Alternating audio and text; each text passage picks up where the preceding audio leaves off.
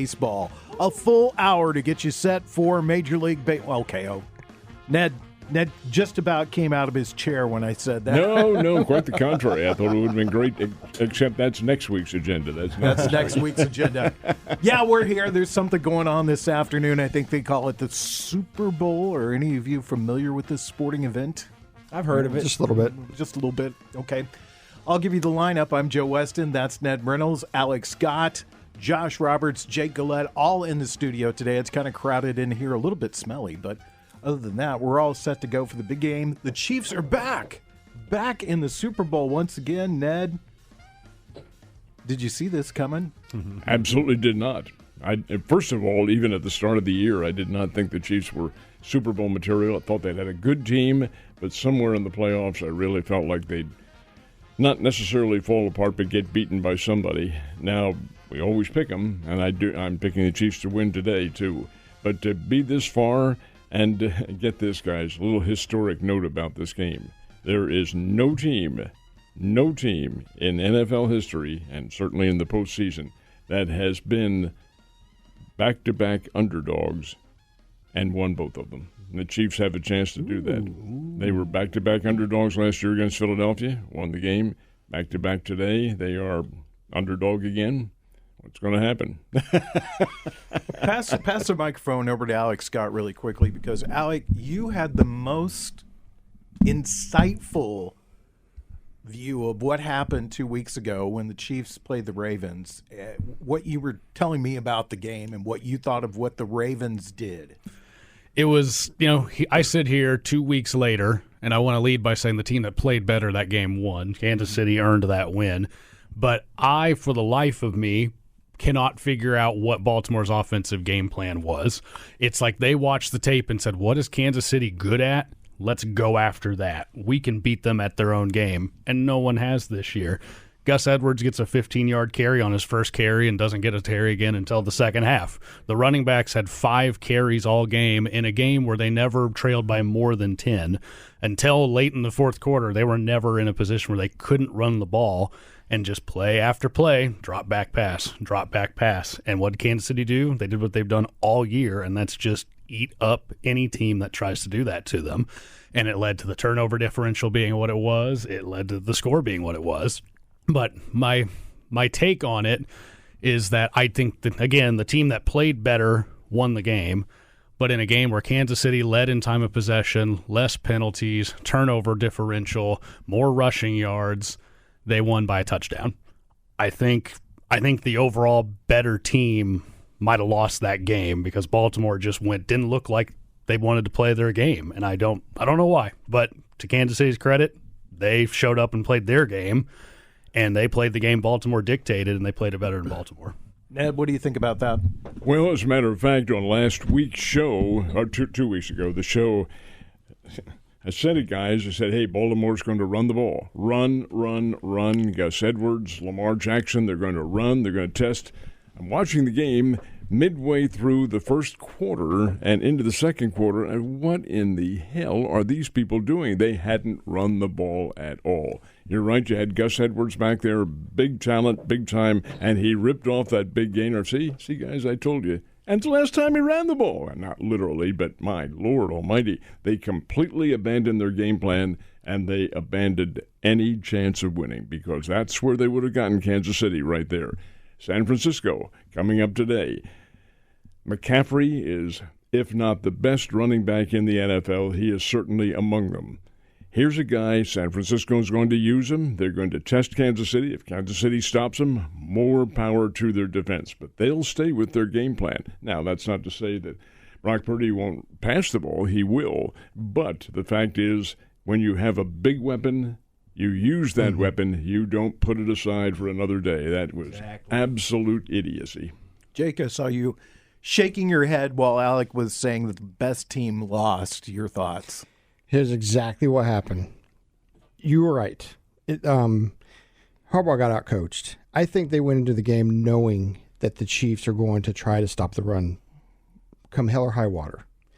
And that's exactly what they did. And then they thought that, okay, they knew this was going to happen. They're going to stack the box. They're going to keep us from running, so we're going to throw the ball.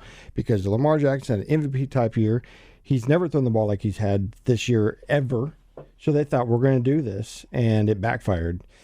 Mahomes and Andy have realized that they don't have this team that they've had in the years past.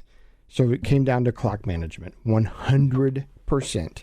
So, yeah, I'm shaking my head a little bit because it's like, no, once you only win by a touchdown, it doesn't matter. You win by one. They're in the Super Bowl. Ravens are sitting at home. Clock management, and that's what they did. They ate the crap out of that clock.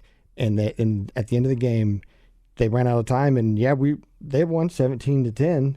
But I was never one time scared when I realized that they weren't going to run the ball. And they stopped. Here is a royal turnaround that you're talking about, because that's how teams beat the Chiefs, by keeping them off the field, and the Chiefs use that to beat. Well, your point's well taken, except that I think, in my opinion, when you have a game plan, and it's a solid game plan that's worked all year long, you don't suddenly push it aside. You might use it in key situations, but no, to put a permanent game plan on trying to fool the other team, not going to work. These are pro athletes. Do you remember the fourth down they went for, and Jackson got through our line, and he just didn't put his head down and take off running? He did not. He was fighting off whoever it was. And I'm like, what are you doing? Like, run the ball. And they didn't. He looked like a fish out of water. Yeah, it was a very strange game. And I would say I agree with you, Jake, that what I saw from the Chiefs is what I've seen, as Ned pointed out, a lot of teams do to the Chiefs, is start to become a possession football game. I felt like Andy Reid, I agree with you, there was very little doubt in my mind after the first quarter that the Chiefs were going to win that game. But I felt like the Chiefs played very conservatively in the second half, and it became ball management, and you've got the greatest quarterback in the NFL, perhaps one of the greatest quarterbacks in NFL history, and you've turned him into a game manager. But then they pull that MVS pass play. He makes a catch. Fantastic. A guy's not done anything all season, literally all season, and he makes the catch that basically wins the game, puts it away. You know, I was watching the game with my brother when that call came up, and it was fourth down. I was like, oh, they're going to go. Or it was third down. I was like, they're going to pass. I was like, there's no way this is a run. We know they have the guy at quarterback that you can run that play with. And, you talk about Mahomes being a game manager. When you look at that game, Mahomes doesn't blow you away with what they did. But when you look at the stat sheet of him versus Lamar Jackson, what he did not do was make any critical error. Nope. There wasn't the pick six we saw in the Raider game. There wasn't any of that. He protected the ball, which is what you had to do, because that Baltimore defense played absolutely lights out. I mean, it took a 16-play drive to score a touchdown on them. It took the first drive, it took a near perfect throw and catch to Kelsey, and hats off to them, because that's just what those two can do. And then a shutout in the second half. I think going into the week, if you told Baltimore they were going to hold Kansas City to 17, they would have taken that every single time.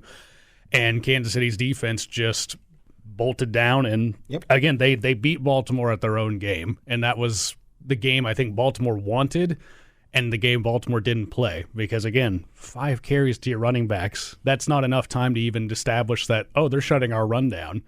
Five of anything is not enough to determine that. They left it. They got scared. I think the brights were too bright. Kansas City knew what they were doing, had been there before, and they just looked like the team that knew what to do in that moment. And that's going to happen today, boys. Josh Roberts is with us. He just hasn't got a chance to talk yet. Josh, everything that went wrong for the Chiefs during the regular season has gone right for them in the playoffs. I don't know how many times this season I have seen Patrick Mahomes float a pass that got picked off. He floated a pass in this game that went right over the defender's head and straight into the arms of Travis Kelce. Yeah. Well, and I think here's the thing about the Chiefs. That's what gets your blood pressure up if you're a Chiefs fan, is they do that a lot, and it can go either way. And in the regular season, it didn't go their way as often as it has in the playoffs. And I don't know if that's just – I mean, a lot of it's timing. They do a lot of timing routes and everything, and maybe his timing has just been off this season or whatever. But, yeah, I mean, it's worked in the playoffs. And I was shocked too that Baltimore didn't run the ball, but I was happy that the Chiefs did, because that's what I've been harping on all season, is you've got this running back that's averaging over 5 yards a carry. Why don't you run him until they stop that? because that'll set up all the pass plays that you want to do. And they knew that they couldn't keep giving the ball back to Baltimore because that's an explosive team too. And it's just so weird that Baltimore didn't do the game plan that they had been so successful with all season. It's almost like they planned it that way. What do you think? I mean, yeah. I'm telling you. Brother. What do you You're listening to Ned Talk, your local live sports talk show, and Conspiracy Theory Central. I'm Joe Westen. If you've got a question for us, you can text us that question at 417-863-7104. Ned, whose decision was this? Was this John Harbaugh's decision, or did Lamar Jackson just option out of all the plays? Well, I don't think you can say as one person. Harbaugh's a head coach, so he has the bottom line over anything. But Lamar Jackson he had to be in agreement with his coach. This is what we're going to do. I can do this. I can carry this team. I'm a Heisman Trophy winner. I'm a former most valuable player, and now he's the second-time most valuable player. We've done this before. Let's do it again. So I think it was probably a mutual decision. Do you think at some point ego got in the way because there was, even a team as a collective group has an ego. Mm-hmm. And they were like, we've got the best quarterback in the NFL. We're tired of hearing about Patrick Mahomes. Let's go out and let's show everybody Lamar Jackson could do everything Patrick Mahomes can and more. He's better. Do you think that got in the way? No, because everybody has an ego. I mean, after all, that's the nature of our existence, and that would include teams too. But the fact is that you can't let that get in the way, and these are pro athletes. They know fully well, and they're out to win. And they're going to use whatever circumstances they feel are most effective. And evidently, at least we can only guess this, they felt that, they being the Ravens, that using the tact that they had taken would be the effective measure. It turned out not to be. They only scored 10 points, so they weren't really clicking. But no, did they get egotistical? We're going to stop this guy, we're going to make him. No, I don't think that enters into anything in pro sports. It might in high school and might maybe at some levels of college, but no, you have to respect the individuals, and I think all of these guys do play with a great deal of respect for each other. 417-863-7104. That is where you can text your questions and comments to us. We'd love to hear your name, so put that on there. Alec, I think all of us last week picked the Chiefs to win the game, but I think we did that as homers. Let's put it that way. That we maybe really felt like the Ravens. They were the best team going into this game in the NFL. They had a very healthy football team. They had a they played some great competition. Played some great. You saw them a couple of times this year. Is this what happened to them when they played the Steelers? One of them you have to kind of throw out because the Steelers played them in the last week of the season. They had clinched the 1 seed. They rested everybody. That one kind of goes out.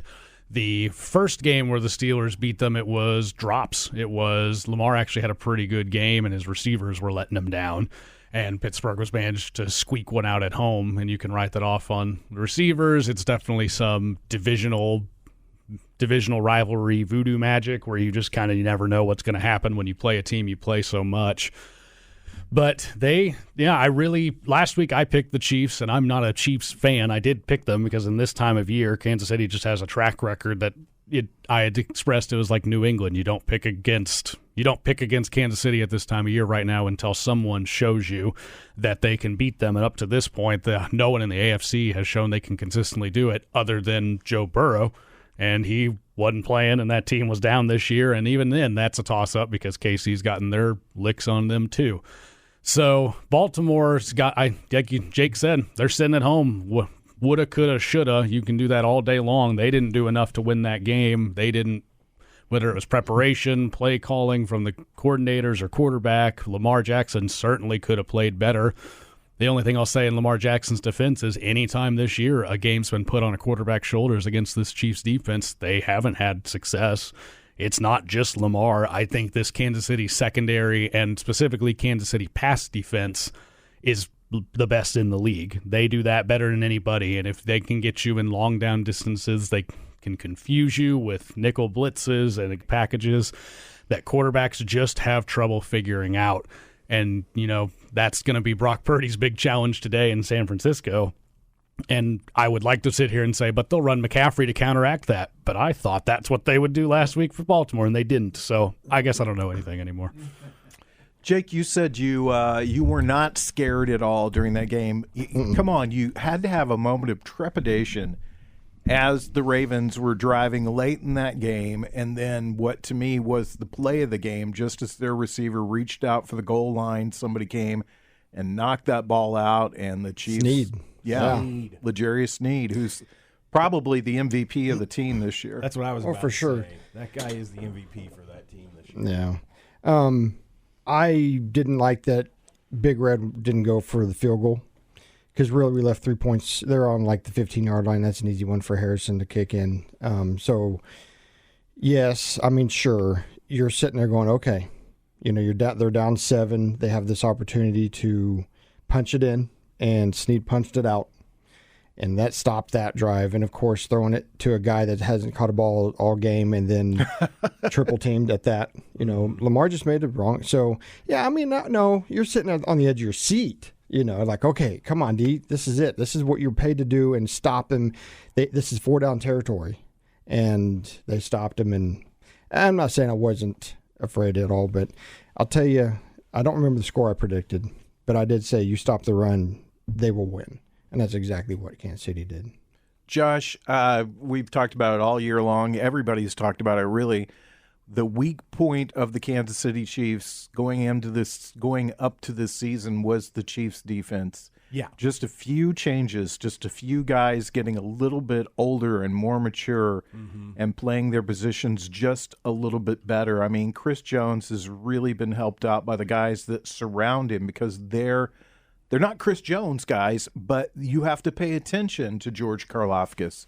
You have to pay attention to those guys, and you got young Felix that's coming up that gives the team depth.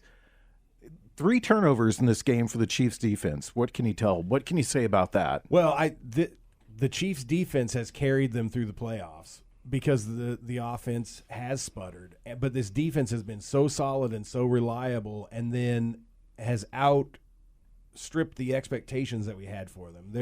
The secondary has been stellar. The defensive line has been total shutdown.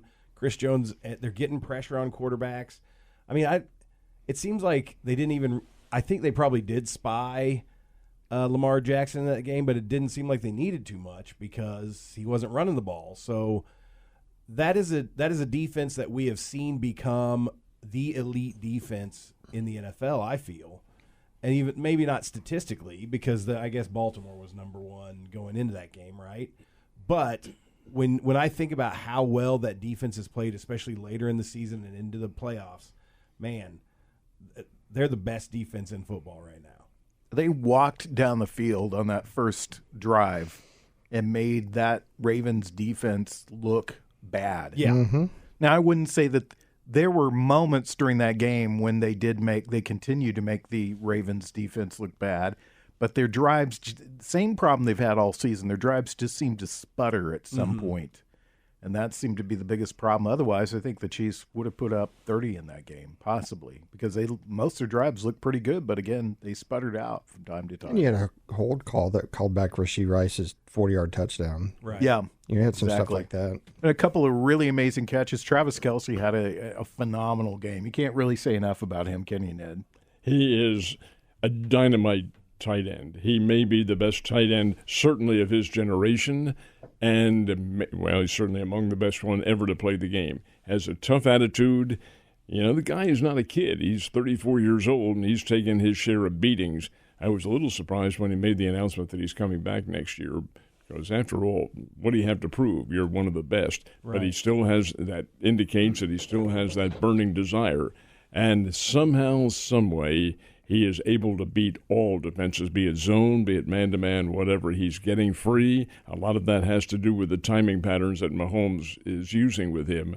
But the guy makes the catch. In the Baltimore game, he made some difficult catches. And there were some that were right to him, of course, but he had to dive for them. He had to make catches against some tough defense and had to go up between guys. He's the real deal. He is a very fine tight end.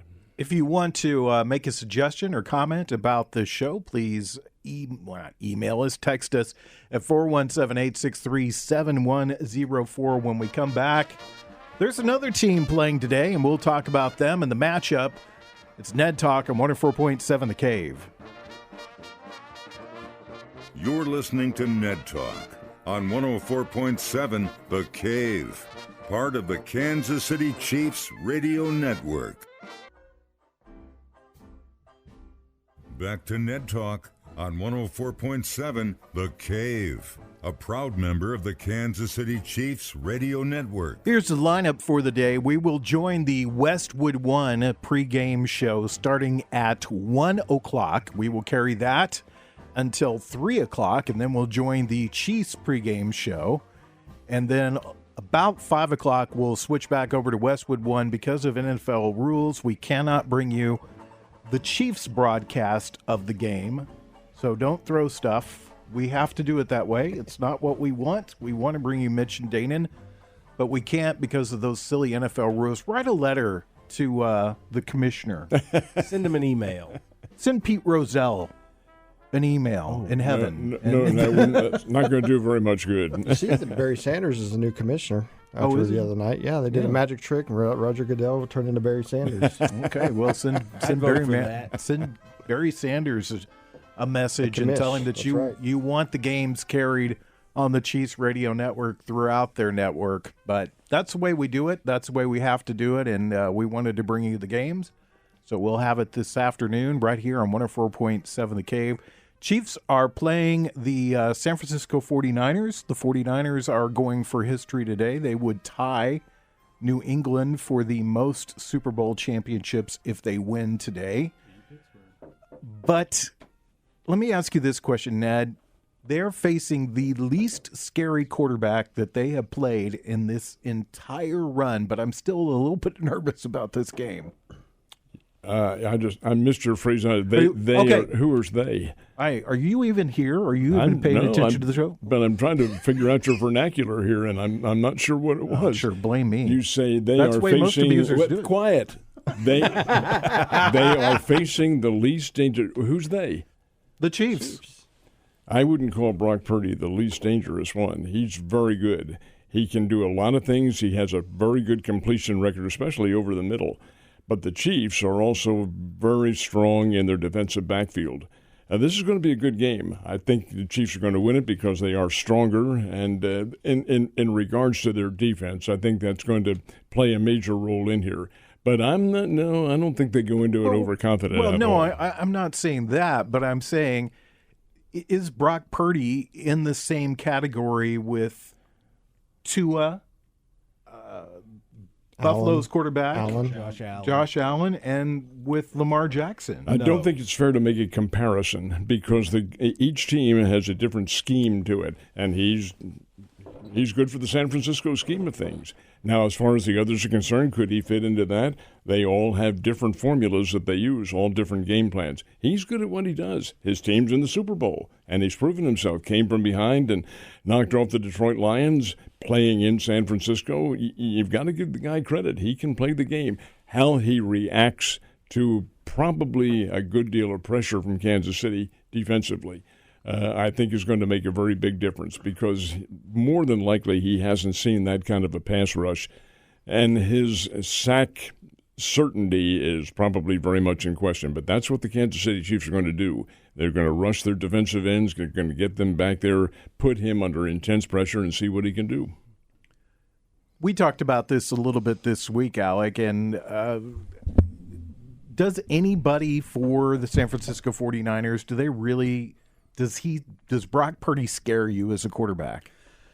I feel ultimately Purdy does get more disrespect than he deserves because everyone wants to just call him the system quarterback because he's blessed with a plethora of weapons. And, I'm not saying they're on the same level, but when Mahomes had Tyreek Hill and Travis Kelce, no one wanted to point the finger and say he's a product of the people he's playing with. And, Brock Purdy this year throws for over 4,000 yards and over 30 touchdowns. I mean, to me, that doesn't scream system quarterback. That screams a guy that knows what he's doing. As far as if he's a guy you're scared of, if you're Kansas City, I'd say no, because they haven't been scared of any quarterback this year. There hasn't been one quarterback that's been able to put the team on the shoulders against this Chiefs defense. It's gonna be a product of the run game, helping Brock Purdy out, limiting the amount of times Purdy has to throw. I think if San Francisco can keep Purdy's pass attempts under 24 to 25, they have a very real shot in this game. But if they have to ask him to do more than that, they're gonna have a problem. And the big takeaway for Purdy, I think it was third in the league in batted passes, and Chris Jones himself had 5 this year. And you can bet you're probably going to see at least one of those. KC, even if they can't get the rush, they're going to be getting their hands up. They're going to make it hard for him, especially if they're not throwing on third and could be run, could be pass situations. So, and I think he gets less credit than he deserves. I don't think he's anything Kansas City hasn't seen before, though. Jake, let's get a real answer from you. These two guys kind of danced around it a little bit. Is Brock Purdy closer to Joe Flacco, or is he closer to Josh Allen? Closer to Joe Flacco. Yep. So you said that the Ravens didn't handle the bright lights of the stage. That's exactly what's going to happen today. Brock Purdy just turned 24. He was like in December. He's a kid.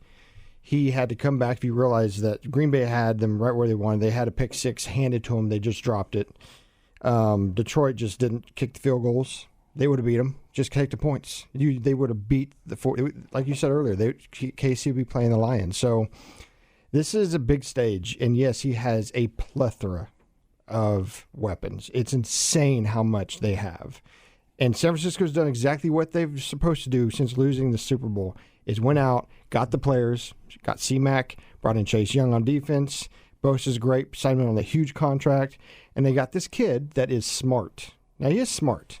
He's small, but I don't think today that they need to stop the run. That's it. They need to do what they did against the Ravens. The Chiefs have to stop the run, and if you make Brock Purdy throw it, it's game over. Josh, this is, I tried to ask a similar question to Ned, and he danced around it, said stuff about vernacular, which I don't understand. It's a big word. It is. It's a big word. This is the least scary defense. If that's a big word to you guys, you've got problems. least scary defense that they've faced, too, going into the playoff run. Yeah, I agree. And I'll touch on the Brock Purdy thing real quick, too. I think when you think of elite quarterbacks, he's not even in the top 10 of your thoughts. So that's what you mean, Joe, is that when you're thinking of the best quarterbacks in football, Brock Purdy doesn't enter into that conversation yet. Maybe he will as he gets older and matures. This is a big stage for him. This is his opportunity to prove that he's an elite quarterback. But I'm not so sure that he can do it against this Chiefs defense. And you're right. The 49ers defense is good. They've gotten the job done, but they're not – I don't feel like they're the elite defense like Baltimore had or even the Bills had. And so I think this could be, if the Chiefs' game plan works the way that we hope it does, I think that they could exploit that defense pretty easily.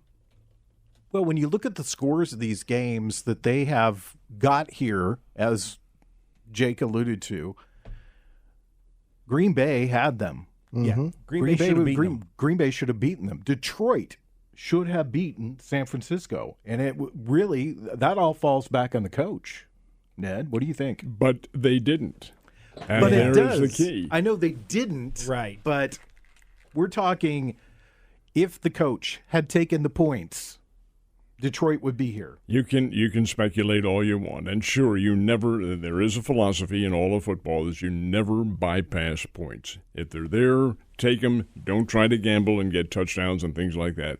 Take the points, especially if you're midway through the game or the game is not in contest, so to speak. But we can't think for those guys.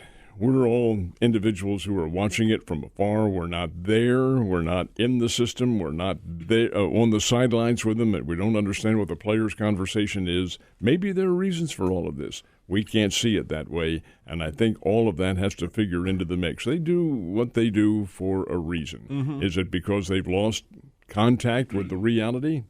Yes. Can't say. Now, you can, but who's to know? It's a different circumstance. Have you ever listened to sports talk radio? You say you don't want to compare and you don't want to speculate. That's all sports talk radio is. I wanted to chime in on the coach decision because on the one where they ran on that third down when they were losing, they had all 3 timeouts. That's near indefensible. But as far as the kicks go, I saw something that said the Detroit kicker hadn't hit a kick outdoors of 50-plus yards since 2020, and his career rating at that is around 50% make and miss. So when you go for a 4th down, sometimes those weigh into it. Is, what do you have more confidence in, a kicker who's got a 50-50 shot or your offense that's been humming all day? Here because one of those 4th downs, they were on the 20. So that was like a 35-yard kick. So that one you can definitely weigh in. The other more. one wasn't much farther back than that. It might have been like a 45. They were both in the 40s. They were both very makeable kicks, even for that kicker, in my opinion. But when you get to this time of year, though, you look at that Detroit team and what Dan Campbell's built. That's a team that, I think it's a bad message to your players if at that point you shy away and kick, because this is what he's done since he's got there. This is the confidence he's shown in his players, saying, no, you guys can do this, let's go get it. And for them to all of a sudden pull back and be like, nah, maybe not this time, I think that sends a ripple through the team going like, why do you not believe in us now? And it's easy to. I feel it's easy to criticize when it doesn't work, but you can go back and you can count the same number of games or more that they pulled out this year because of that mentality. You live by it, you die by it. It's the same bad message to send to your team. Well, we almost made it to the Super Bowl. I'll see you guys next year. That's an equally bad message. So when we come back, we'll talk about the possibility of a new way to watch sports next year. Ned Talk on 104.7 The Cave.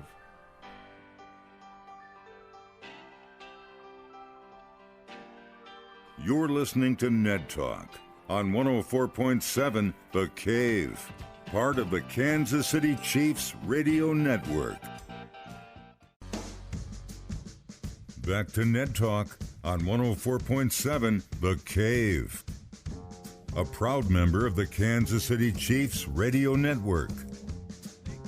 About 18 minutes away from the start of the Westwood One broadcast of the pregame show. We talked about that a little bit earlier. We'll be carrying that for a couple of hours, and then we'll have the Chiefs pregame show with Mitch, Dana, and Dan and the whole crew. And then back to Westwood One for the coverage of the Super Bowl this afternoon, right here on 104.7 The Cave. Ned, sort of big news this week as far as media outlets go.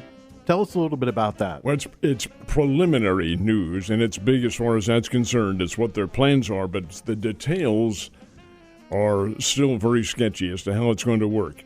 The sports entities, all of them, all 4 of the professional sports, have gotten together with the TV networks and said we're going to create one app, and it's for streaming. It's one app that has all of your services. Well, that's all well and good. But CBS and NBC are not included in this. What does that mean? Well, for instance, the Super Bowl today wouldn't be seen on this app, but that's a special event. The fact is that on this app, the idea is to make everything consolidated, so where you push a button and then you have all of the options, be they baseball, be they football, whatever. But the National Football League has agreed in principle to it. They have not done the specific work, like Sunday Night Football. That won't be on because that's an NBC ownership. And some of the other circumstances that are involved are still very fragmentary, including what this is going to cost. And there is the key. The estimates right now is if it does go into effect, and I think it will, it's planned for this fall, it's probably going to be about $50 a month.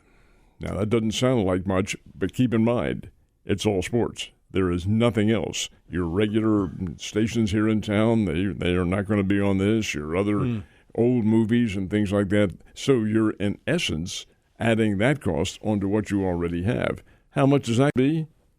Wait a minute. That's just what we're cutting, aren't we? Same cost. Well, that, again, figures into the mix and how it's going to work. be interesting to see when these final details come out. Sort of like a Netflix for sports. I think that's a very good comparison. Yes, that's what it would be, because you're only seeing one subject on this, and it's athletics. There are various and sundry athletic events, but it does include all of the major leagues in principle, but not in toto. Who are the major players in this outside of the sports realm? Every one of them. I'm sorry, in just not sports itself? Yes. I don't know who the money is, but it is the agencies behind all that carry these sports, all of the major entities involved. Well, it's ESPN. Oh, yeah. Oh, the ESPNs and the Foxes. Warner. Yes, and TNT, the Turners. They're all Disney. Disney is in this one as well. But yet ABC, I'm sorry, I'm wrong on that. ABC has been included, but CBS and NBC have not. Right, because they have their own streaming services. Correct. Paramount and Peacock. Peacock, that's right. And that would include the Olympics that are coming up. But I think this app is going into effect afterwards. Quit whispering. What are you boys talking about over there? He said if you want the Peacock, you have to pay for the Peacock. Well, it all depends on what. I mean, this takes us to a completely different discussion, but I think it's one that most people are. I know it's happening at my house. It's probably. I know, Ned, it's happened with you and Mike talk about it, and Josh and I talk about it. Alex talked about it. I don't know where you're at, Jake, but it's like I still have DirecTV, but I subscribe to all these other things, and I probably spend pretty close to equal the amount of money that I spend on DirecTV, which is a lot. Yeah. And then I spend an equal amount to get all these other things, Netflix and Paramount Plus. I mean, that's the only way I could have watched the Chiefs this year is what is on Paramount Plus, unless I went to a bar. I've got, the Hulu and the Disney Plus package. I've got, all this stuff because they all each have several little things on it that I like to watch. Mm-hmm. In fact, the only one that I canceled recently was Apple TV, and then they added that show about the pilots in World War II, and I was like, dang it, I wanted to watch that. Well, again, you do run into circumstances because every viewer differs from what he or she wants to see. And this will not be included. I am with you, though. I did drop my DirecTV. I could not justify $150 a month for the limited amount of time that I'm home and watching a sports event on there, whatever the case might be. So many channels that I couldn't give a blast about. Mm-hmm. Well, that's where this app comes into play, because you will not have that. You don't have those as options. You have all sports. But you do not have, and I'm using this as an entity, don't have the Weather Channel or the breaking news channels and one of them. They won't be on this thing. So you are, in effect, keeping one and adding to it at a pretty good cost. So you may not know this, but I'm curious. So this will provide you all those sports live? You'll be able to watch them live? Oh, yeah. These are the telecasts. Will it also let you watch them streaming later? Like if you miss the Chiefs game, can you go back and watch it later? I don't think so. There's nobody has said any specifics other than the players. So and the players are big. They're not creating a catalog of titles. They're literally just a stream. It's literally just a Josh, live streaming. I don't know that for sure. That part of it I don't know. I don't think so. I thought I read where they are not going to be able to do that. But again, that may all be justified somewhere along the line. How much is enough, Alec? What do you think? I just need to see, I guess you'd have to look at your budgeting versus what you're paying for. Like, I have Fubo, and we have Fubo because Fubo has Bally, and we want Bally because Bally has the Cardinals and the Blues, and Bally, as we know, it's probably not going to be around much longer. So this is going to be something I'm going to need to look at because, when they say we've got sports, I'll be like, whose sports do you got? Because, when you tell me I got Friday night NBA primetime, that's not an interest to me. I want my teams. I want ways to watch my squads. And, there's never, as of right now, the NFL just got NFL Ticket on YouTube. So, their local games would probably be available on this thing, but that's all it would be is local. You're not going to be able to get out-of-market things. So, we might be looking at if it's a way to replace regional coverage, then maybe it's something I look at. But again, it's going to depend on the price, and it's going to depend on who they actually have on there. Because if it doesn't have all the teams I want to watch, the local ones, then I'm probably not going to care about it. I will say this. It's time for all of the sports leagues to reevaluate their blackout rules because the world has changed and the blackout rules have not. The only channel that I care about is Yes Network, and as long as it's on there, then I'll be into it. When we come back, we'll give you our picks for today's big game. Next on Ned Talk.